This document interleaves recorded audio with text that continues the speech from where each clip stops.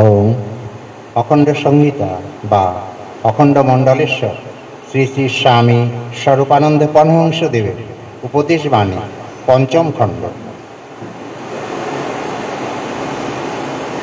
আত্মগোপনের উপায় ও ফলাফল।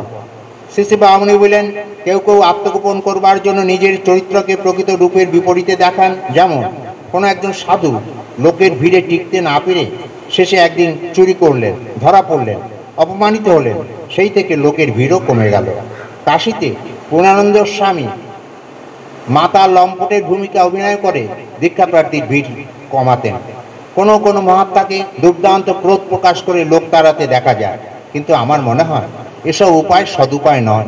এসব উপায় অবলম্বনের দ্বারা সাধারণকে অন্যরূপে কুদৃষ্টান্ত প্রদর্শন করা হয়। লোকের উৎপাত থেকে আত্মরক্ষা করার দুইটি উপায় আমার খুব পছন্দ হয়।